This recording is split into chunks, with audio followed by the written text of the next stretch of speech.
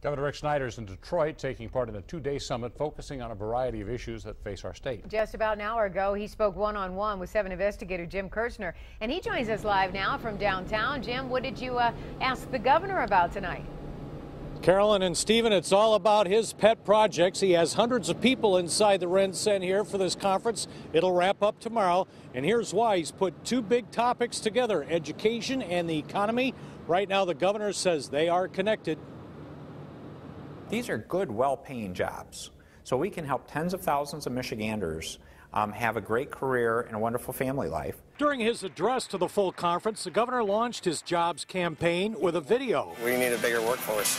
Don't be afraid to get your hands dirty. It's a good living. He later told us skilled trades and technical jobs are needed most in the Michigan economy. Companies are going to want to stay there to begin with, but secondly, we'll attract more and more companies to grow in Michigan by solving this. Wherever the governor goes these days, he's asked about the upcoming vote on Prop 1, the sales tax increase in May that would pay to fix the roads, but also raise money for schools, local governments, and what critics say are too many special interests. The governor is still the pitch man on this. And when people talk about special interest, we're talking about local government and our kids.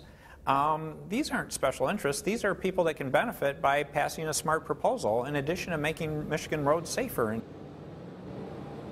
Now, the governor says no state money will go into this Yes campaign. They set up a coalition to take donations, and one of the biggest contributors is road contractors, but also late this afternoon, and this is important, we heard from the Michigan Chamber of Commerce announcing it will take a neutral position on this. That's the same as we've seen from a lot of politicians. I'm live downtown, Jim Kirchner, 7 Action News. Now, Jim, on the road funding tax, which we have learned more and more is not just for road funding, as you mentioned, for education, some other things. Any idea of the percentage that will actually go to roads that people, when they vote, need to know about? It's about $2 billion total. It's being raised. $1.2 billion of that goes to the roads, but there's something like $500 million that goes to schools. There's other transportation. There's $95 million that goes to local units of government in revenue sharing, and there's a low income tax cut that's part of this because they would take the sales tax hit. You can slice this up either way. The critics say that it's a lot of special interests. The governor says that money is going to good causes. Does he think it'll win?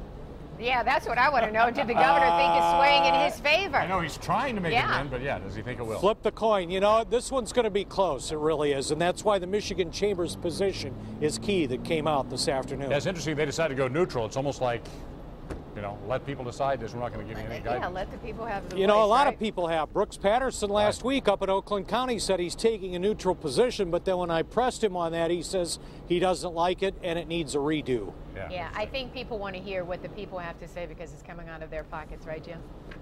Indeed. All right, Jim. May 5th. Jim Kirchner, thank you so much for the live report tonight.